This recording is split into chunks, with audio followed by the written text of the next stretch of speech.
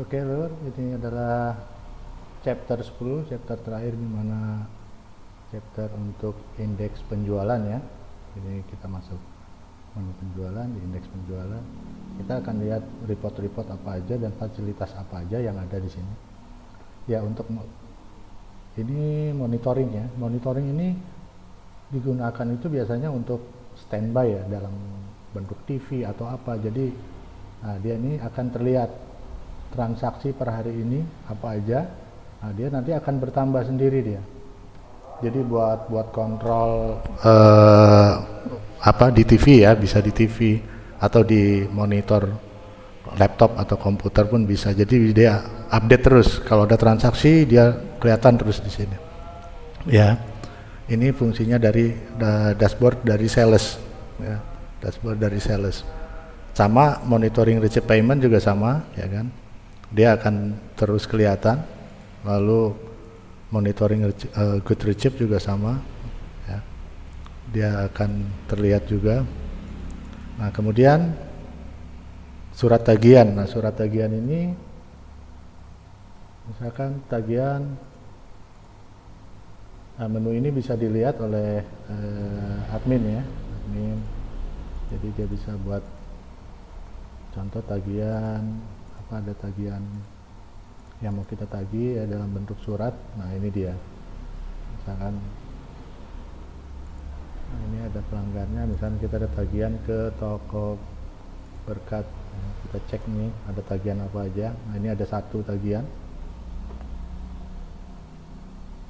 Nah, ini print, dia ada, kita akan menyurati ke atau kita kirim via PDF WA. Lalu kita cek stok barang per cabang. Nah, kalau cek stok cabang per cabang nih, misalkan ini ada 2 cabang ya. Di sini fasilitasnya. Ini kita mau lihat barangnya apa. Contohnya misalkan 1000 payung. Nah, ini nggak ada nama barang, sebentar ya. PT Cakrawala, misalkan 2.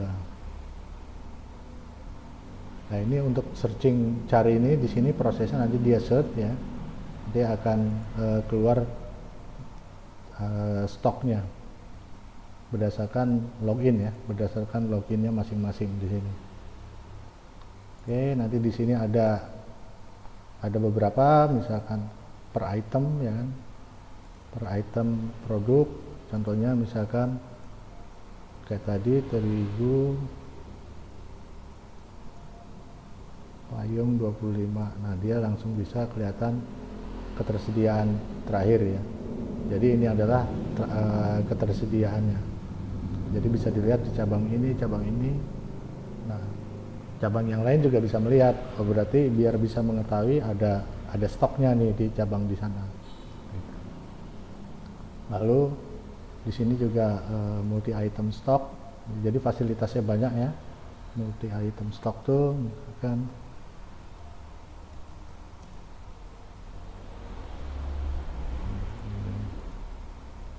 ini sama juga ya, dia transaksi terakhir ini yang TJ, tersediaannya sama ya. Nah, ini akan yang ditariknya adalah yang terakhir TJ untuk informasi ya. Jadi fasilitas-fasilitas lihat tergantung dari kegunaannya aja ya, per item produk. Jadi di sini banyak fasilitasnya, silakan nanti dicoba dan sesuai kebutuhannya masing-masing aja. Ya, ini konversi. Kalau konversi produk ini biasanya untuk pos ya. Jadi nanti dari dus, contohnya dari dus ke pieces ya. Kalau ini kan dari sak, misalkan diambil 1 sak ya. Diambil 1 sak. Ya, nanti prosesnya di sini kita proses. Nah, ini misalkan untuk di sini juga ya, di sini juga, tapi kita mau keluarin dia dari sak ke, contohnya ke pieces misalkan, atau di kilo ya, misalkan di kilo. Nah, ini tujuannya sak, mau di apa ini, misalkan tujuannya terigu,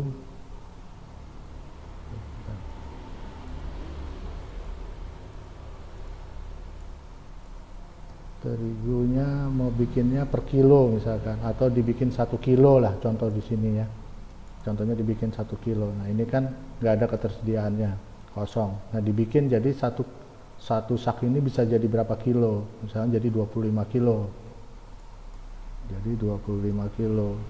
Jadi kita proses, jadi di sini inisialnya CJ, di sini PC ya. Ya ini untuk konversi, setelah itu simpan, nanti dia akan prosesnya mengkonversi barang dari satu sak ini ya, dia kan satu sak menjadi 25 kilo, ini konversi. Oke, kita hapus dulu, kita batalkan, nanti bisa dicoba ya.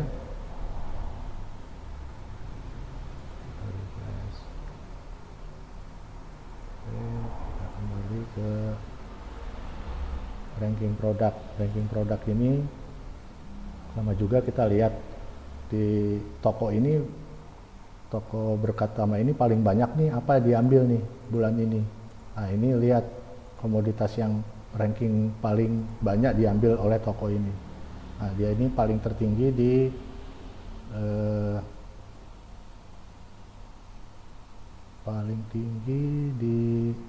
sini ya. Nah ini ada ranking produknya. Ini nanti kelihatan, oh produk apa aja yang sering diambil oleh CV Berkat ini, ya terlihat. Jadi yang lain ini adalah fasilitas saja ya. Nah ini juga produk favorit, sama juga. Ini produk favorit dari penjualan apa aja ya, yang menjadi produk favorit nih buat semua. Oh ternyata terigu ya, total itemnya 39 paling tinggi. Nah ini kita bisa melihat dari tren produk kita yang kita jual, produknya apa aja. Nah, kemudian di sini ada schedule logistik. Schedule logistik ini biasanya untuk bagian divisi logistik ya. Nanti akan saya jelaskan lagi untuk mengenai masalah logistik ini, divisi logistik. Selanjutnya kita lihat apa yang sudah kita lakukan di indeks penjualan ini. Nah, di sini adalah sales-salesnya penjualan. Contohnya misalkan penjualan dari tanggal 16 sampai tanggal 17 apa aja sih yang keluar? Oh ya ini. Ya ini adalah ada sisa, berarti ini ada pembayaran CV Toko Prima ini dia belum membayar ya. Kalau nanti dia sudah bayar, contohnya kita ambil aja dari tanggal 1 sampai tanggal 17. Nah ini sudah melakukan pembayaran, jadi masih ada piutang kita di luar, piutang usaha ya sebesar 374 ini. Nanti di sini bisa kelihatan. Oke, selanjutnya kita bisa ini per user. Jadi per user ini maksudnya per yang membuat invoice di sini ya, karena di sini yang buat invoice-nya Noval ya, dia berdasarkan. Nah di sini adalah per user. Nah dia inilah yang dibuat oleh Noval tadi. Nanti di sini bisa dilihat lagi, disortir lagi yang cash mana, yang masih yang bentuk kredit mana, yang masih bisa disortir. Nanti lihat dari sini ya. Oke. Itu fasilitasnya. Kalau ini berdasarkan detail, jadi detail barangnya, contohnya tanggal 16 detail barangnya apa aja. Nah ini ada detailnya, jadi laporan per detail ya, laporan. Kalau tadi sales ini adalah hanya nilainya, kalau ini dengan barangnya. Sama cek detail sales juga sama, nanti bisa di ini aja berdasarkan nomor invoice ya kan, bisa di search. Nah ini akan kita lewati dulu karena pembahasan ini nanti ada pembahasan masalah POS. POS itu adalah point of sales, jadi kasir ya, retail. Nah nanti ini menggunakan desktop application. seperti Alfa, Indomaret, ya seperti itu pakai barcode. Nah ini report untuk pindah gudang. Report pindah gudang ini yang tadi kita lakukan bisa dicek di sini report-reportnya. Nah ini sudah melakukan pindah gudang. Ada 2 sub tadi kita lakukan demo tadi untuk good receipt, good transfer ya. Nah ini tabel receipt payment. Tabel receipt payment ini ada tabel pembayaran pelanggan. Apa aja yang udah dibayar ya. Misalkan dari tanggal 1 sampai tanggal 17 atau per hari ini ya kan. Kalau per hari ini atau tanggal 16 lah ya. Nah, dia tidak ada transaksi. Berarti kita searching dan tanggal 1. Nah, ini sudah ada pembayaran dan statusnya. Unpaid atau dia masih ada kurang di sini. Selanjutnya report detail receipt payment. Nah, report ini juga secara detail ya. Ini pembayaran juga konsumen secara detail. Nah, ini detailnya. Invoice secara detail. Oke, selanjutnya, nah ini report untuk konsumen yang jatuh tempo. Ya, ini bisa saya cek di sini. Nah, inilah yang membedakan ya. Kalau CV kita cek di sini, konsumen kita ya, di parameter di sini, parameter pelanggan. Nah, di sini bisa kelihatan. Nah, di sini kan dalam harinya 0, ya, CV berkat utama. Kalau dalam artinya tidak diberi jatuh tempo, ya kan, misalkan berapa hari, dia 0, dia akan merah. Berarti ini posisinya harus cash. Jadi invoice dibuka, dia harus bayar. Jadi posisinya dia merah. Nah, tanggal invoice ini dia akan langsung masuk tanggal 24 expire. Ini buat CV Toko Prima, di mana parameter dia pada saat kita membuat parameter terhadap konsumen ini itu sudah 7 hari. Kita beri tempo 7 hari pembayaran. Maka di laporan di sini tanggal expire-nya ini adalah tanggal 24, 7 hari dari tanggal dibuka invoice. Tapi posisi dia karena belum jatuh tempo, dia statusnya tidak merah. Ini penjelasan untuk report detail receipt payment, jatuh tempo. Nah, ini juga ada jumlah penjualan per produk, ini bisa dicek ya kan, dari tanggal berapa sampai tanggal berapa. Kita set per tanggal ya, misalkan tanggal oke lah kita semua, per hari juga bisa kan? Kita set. Nah, dari tanggal 16 17 ini barang ini yang keluar ya jumlahnya. Jadi ini adalah untuk checklist. Nah, kalau memang dalam seminggu melakukan stock of 6 ya, ini bisa jadi buat bahan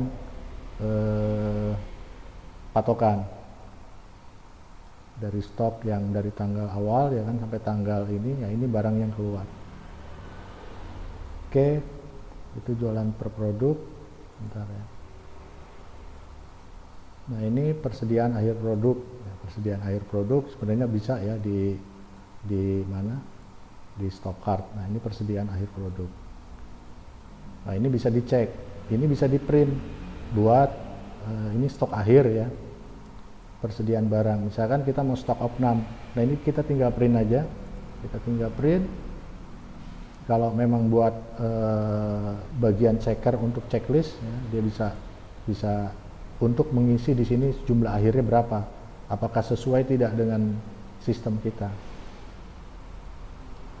Ini juga sangat penting, apakah mau dilakukan berkala seminggu atau sebulan.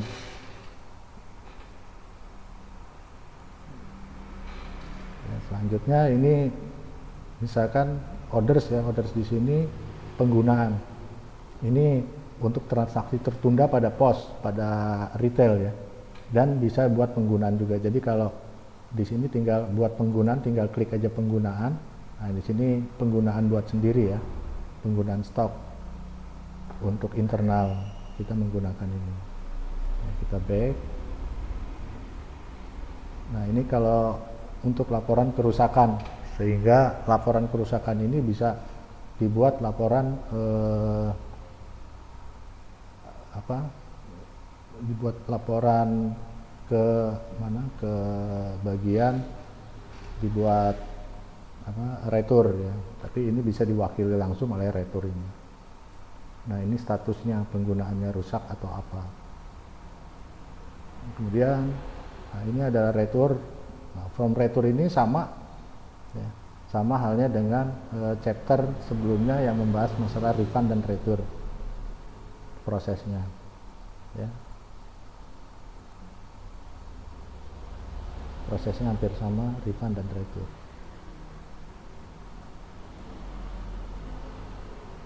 Nah, selanjutnya sales by vendor. Nah, ini misalnya ada vendornya siapa ya. Nah, ini karena nggak ada vendor ya, nggak ada registrasi nama vendor, tidak ada. Oke, untuk pembahasan mengenai masalah indeks penjualan bisa di sini sampai di sini chapter 10. Kita nanti akan membahas berikutnya mengenai HRD, pegawaian. Selamat mencoba, Lur.